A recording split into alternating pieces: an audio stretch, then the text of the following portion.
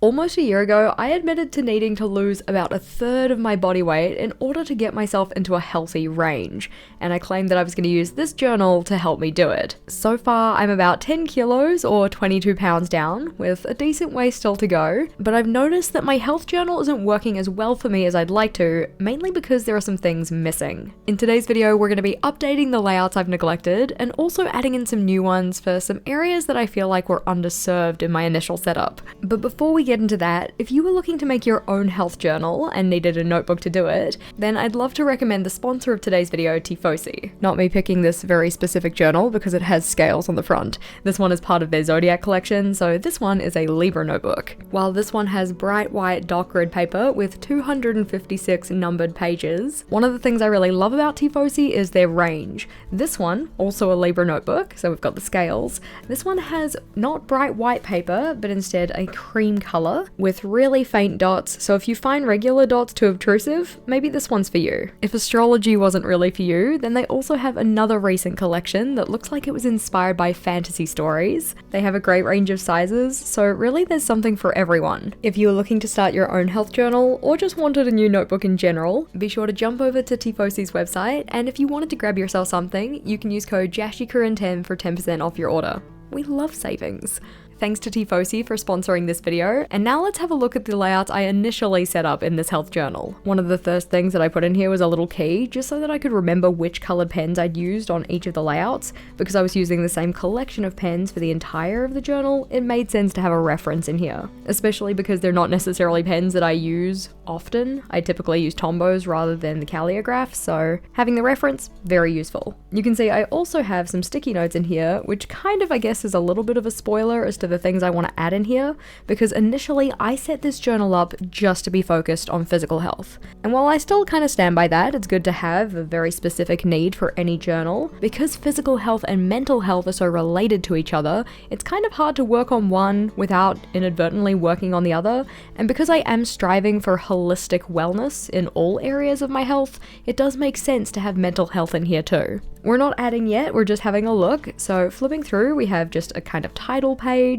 to use up that awkward first doc grid page that kind of gets stuck to the cover card, and then after this we're into the index. I decided to number all of the pages of this journal up front, so we have numbers 1 through 109, and this also meant that I could start putting things at the back of the notebook and have the numbers written out for those pages in here. Because this was mainly focused on physical health, the first thing that I put in here was just the different aspects of physical health, those being nutrition, hydration, sleep, exercise, hygiene, and avoiding harm. Each of those got a little blurb, and then on this layout we have lies and news stories. This one I filled in during the video, so the lie being I don't like vegetables, this being a lie that I would tell myself, and then the news story I wanted to tell myself is actually I do like vegetables, I'm just particular about how they get prepared and cooked. In the interest of updating this as we go through, I have a couple more lies that I want to add to this one, and the news stories that I'm aiming to tell myself so that I approach my health with a little bit more of a positive mindset. Most of the negative mindsets I have, or these lies that I tell myself, often revolve around the idea of taking away my freedom and choice. For instance, saying something like I'm not a morning person is essentially just another way of me letting go of ownership of how I spend my mornings. Rather than giving myself autonomy and freedom to spend my mornings in an intentional way, by saying I'm not a morning person, I'm giving myself a pass to write that time off and not do anything constructive with it. By saying something like I don't like exercise, it's too hard, I'm not honoring the fact that I have done hard things and I can continue to do hard things. But also, exercise doesn't have to be hard. I can make it easy or low intensity and still have movement that makes my body feel good. These are the ones that I can think of at the moment, but flipping over, the next layout we have are the physical health goals, of which I never wrote any down. I thought what might kind of be nice here is to tie them to each of the different areas, maybe not all of them because we have 6 here and only 5 boxes, but the 5 in particular that I want to focus on, or maybe the 4 that I want to focus on, because one of them is going to be weight management. For each of these boxes, I wrote the general area in the orange strip, and then underneath this, I wrote the ideal outcome that I'm striving towards. Effectively, I want this kind of page to be one that I can come back and check in with, either as I'm writing down the milestones and achievements that I'm going to log on the right-hand page, or on more of a daily basis, because one of the things that hasn't been working as well for this journal as I would have liked is that I don't check in with it super super regularly. That was kind of by design though. I intended this book to be a more like reference book rather than logs and trackers, but I think that including those kind of things not only will help me monitor my progress, but also give me a reason to come back to it on a more regular basis. The ones I decided to go with were weight, nutrition, sleep, exercise, and hydration. They're kind of a mix between an ideal outcome and almost like an affirmation, but each of the little blurbs encapsulate what I want to work towards for each of these areas. For milestones and achievements, I do have a couple that I want to write down here, and because I hadn't already written them into this journal, I just had to jump back into some of my other journals to find out exactly when those happened. Keeping a record of these milestones and achievements is really important for making your progress visible. Often when we're in the weeds of working on a goal, whether it's health related or otherwise, it can sometimes be easy to focus a lot on how far we have to go rather than on how far we've come. A layout like this can help combat that. Notably, the ones that I have here are all weight related, mainly because those are statistics that I have readily available, but if I was keeping up with this in a more kind of like active manner, we could also include non-scale victories here too. So things like, dropping pant sizes, noticing a genuine change in like your complexion or your confidence or whatever else. Because I haven't actively been paying attention to those things though, I don't know when they happened, even if they have happened, which is why I want to be checking in with this journal more often. Notably, I only have X many rows here, but I can of course add in another layout into this journal and just thread it. So right now we're on page 4. If I add another milestones and achievements page on page 64, then I can just write down the bottom, hey, turn to page 64, that's where this one continues. Flipping over though, the next one we have is more of a reference page, this one being about habit building and how to make habit building easier. So nothing to add on here. And then this one is a BMI reference table. Now I know BMI isn't necessarily the best metric of health, or possibly even a good one, because the statistics on here are done based on a very particular body type, but it is still something that gets used, so I thought that having a reference would be useful. Now, one of the issues with this is that this BMI table was based on a height that I am actually not, because I thought I was taller than I actually am. I've managed to shrink or something, probably because of bad posture. I may at some point go back in and just print off another version of this and stick it over the top, because this is just something I typed out on a computer. But what I do want to fill in is my go-tos, or things that I can do for hydration, exercise, and nutrition. I like to have options when it comes to each of these things, because otherwise rebel brain kicks in and thinks, oh gosh, you're trying to make me do this very specific thing. I refuse. I don't want to. Where is my choice? By giving myself options for all of these things though, it means that I can pick and choose depending on my mood of the day. Sure, some of the options are probably better depending on the end outcome you want, but sometimes I just don't feel like drinking plain water. If I can get my water in another form, then at least the body still gets the hydration it needs. I haven't filled up every single line, but at least I have some options there for myself. For exercise, we've got walking and we have walk and talk, because in my mind those are different things. One of them is very social and the other one's more like me in my element, listening to a podcast or something like that. And in terms of nutrition, I didn't want to just list down all of my kind of go-to meals or anything like that, because that is a section we have later. But flipping over, we have PCOS, because that's something that I have, and we have a page for managing PCOS. I am not mentally ready to fill this in yet, mainly because I know it does require me to actually do some research. If you have any resources that you think I should check out, I would love to hear them. Otherwise, I will just do a Google search and go find them myself. But if you have any that you trust, then I will trust in you. Flipping over though, we then have meal ideas. And for these ones, I'm in particular thinking meals that are aligned with my health goals, not necessarily the stuff that's like good for the soul, but more so good for the body. Things that have a high nutrition value, they've got the fiber and the protein and the minerals and all of the other stuff. And in particular, they're stuff that I like to eat. There's not a lot of point in writing things down on this list that I don't enjoy, because I just won't make them. In terms of the columns that we have along the right hand side though, the little star means that it's a favorite, the little carrot means that it has plants in it, what is supposed to look like a little steak means that it is a source of protein or there's some kind of meat in there, and then BLDS stands for breakfast, lunch, dinner, and snacks. For any of the relevant descriptors, I'm just going to put a little check mark next to the meal that I'm writing in. So for instance, the first one that I'm writing down, which is strawberry and cottage cheese muffins, that one I do technically have as a breakfast or as a snack, so I can put a little check underneath B and a little check underneath S. Still plenty of space to add more options when I think of them or, as they come up. We are slowly adding more things into our repertoire because I feel like this year we've fell into a bit of a repetitive cycle with our meals, which isn't necessarily a bad thing because it means you don't have to think as much about what you're gonna make, but we do like the novelty of trying new foods, so it'd be good to have some more options. Flipping over though, the next one we have is plant food I like. I don't have anything to add to this list at the moment, but it's fairly comprehensive. Of course, I haven't tried every single plant that you can eat, so eventually I will probably have more to add to this. But after this layout, we have the Mediterranean diet, or just kind of notes in general about that, because this is something that was recommended to me by my doctor. Can't say that I've done a lot of research into recipes as related to the Mediterranean diet, but I think that a decent chunk of the ones I have probably align okay-ishly. Certainly more that I could do in that area. But the next spread we have is about good sleep ideas, like why would you want to get better sleep, how can you get better sleep, and then some ideas for how to actually achieve that. But after this, we're onto a blank page where we're going to be setting up a new layout. As mentioned before, one of the things that I felt was kind of lacking or missing from my health journal was a focus on mental health. And that was done intentionally. I was initially planning on just making this journal about my physical health journey, but because the two are so connected to each other, I felt like it just made more sense to have this as a holistic wellness journal. The first layout that I'm going to put in here are the aspects of mental health, and depending on where you look, they have different categories to consider. I'm just taking this one from the mental health guide that we have in New Zealand, and also adding on the point of stress management, because that one wasn't specifically put in the table that I was referencing. This page is effectively the cousin of the one that I set up at the very start of the journal, which was aspects of physical health. So while our physical health aspects were nutrition, hydration, sleep, exercise, hygiene, and avoiding harm, for mental health we have physical health, because that's very important, it's like tied to it. We still have sleep, but we also have mood, activity, attitude, habits, and stress management. Because there were 7 items on this list rather than the 6 that I had on the previous one, it meant that the actual styling of the page had to change up a little bit.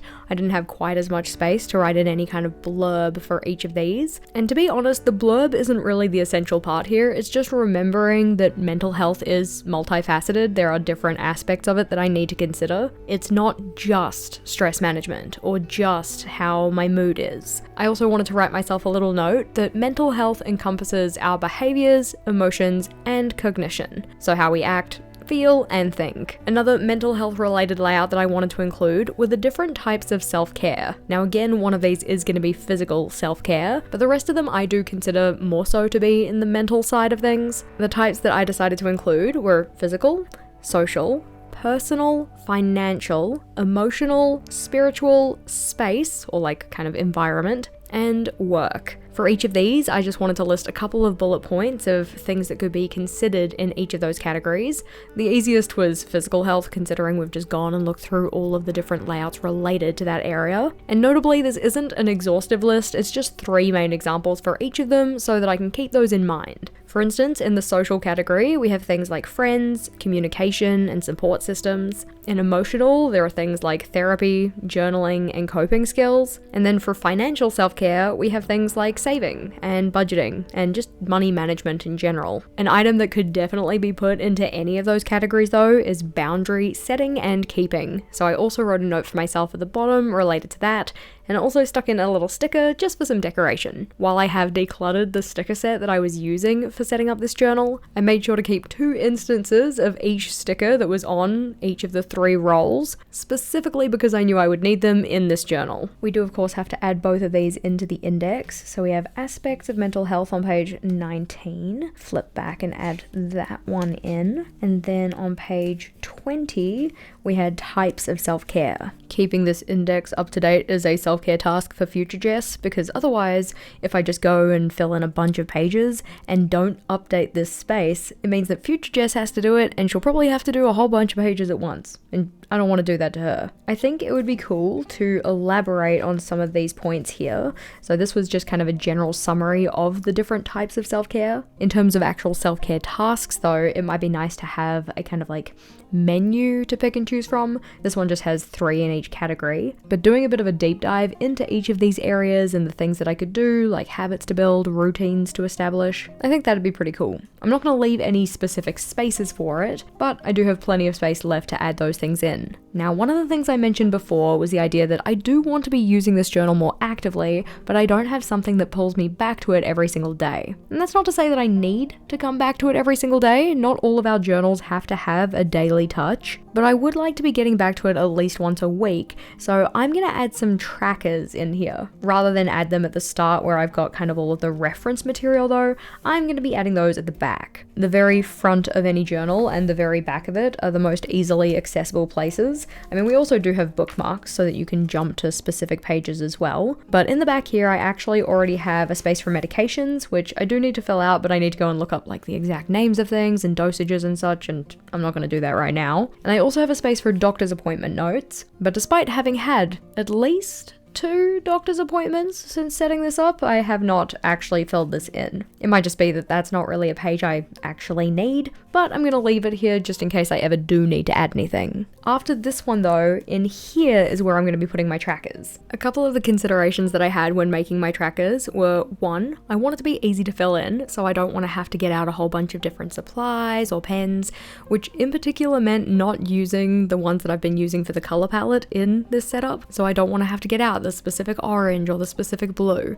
Essentially, I just want to be able to use my everyday writing pen and fill this in. The other consideration was being able to make use of the information. For me, that means organizing it so that these trackers are done on a weekly basis, or where each row is a week. That means that each column is Monday through Sunday, and so that I can navigate my way through the year, because each page of this is going to be a year, the way that I distinguish between those rows is with week numbers. Although at the time of filming this, we're on week 22 of the year, I still wanted to include the data from the start of the year as well, especially because the tracker that I'm setting up here is for exercise, and I do have a record of that in my Fitbit app. The thing with the Fitbit app though is that all of the data is organized on a monthly basis, or like daily, weekly, monthly, which means you can't really easily see a full year, or at least you can't see a full year in the way that I'm presenting it here. I find that when it comes to making trackers, and especially making trackers that we actually use, they need to be set up in a way that is easy to fill in and the information is actually going to be usable, and this format is going to be usable for me. Another important factor is making sure that the information is going to be used. I often don't see a lot of point in setting up trackers that the information that I'm collecting isn't going to be useful for me, either for encouraging a routine or trying to build a new one or something like that. If I'm not gonna use it, then I probably won't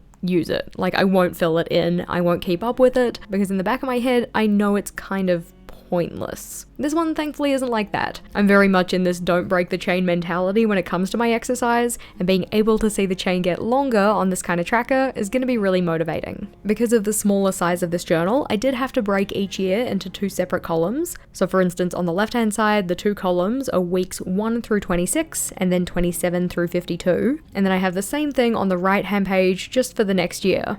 So 2025 on one side and 2026 on the other. The small bit of extra space that I have running down the right hand side of each of those pages, I might use for some kind of summary for each month or quarter or something like that, but at this stage I think it's good enough just to have the tracker set up and getting that data in there. This is the current week and day that we're up to, so hopefully I have started a new chain.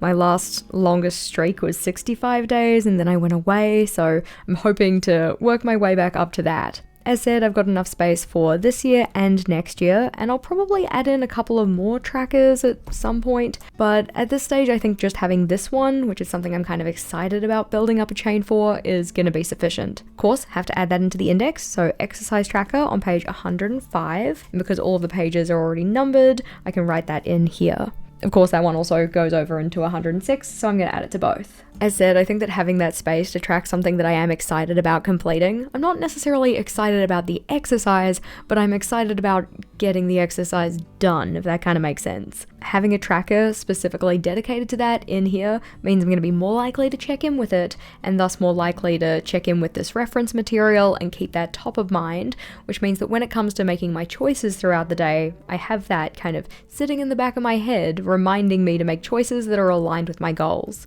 While I am certainly on my way with my health journey, I still have a decent way to go. If there's anything you think is missing from my health journal, I would love to hear it. What kind of suggestions do you have for other layouts I could add, whether they be related to physical health, mental health, any other kind of health? I have plenty more space in this one to add those things in, and I'd be keen to add more to it. If you wanted even more ideas for your own personal health journal though, whether that be physical or mental health, then the playlist we have on screen here has several videos with a bunch of ideas for you to add. It's worth taking a look at if you're going on your own health journey, so click or tap on that one and I'll see you over there.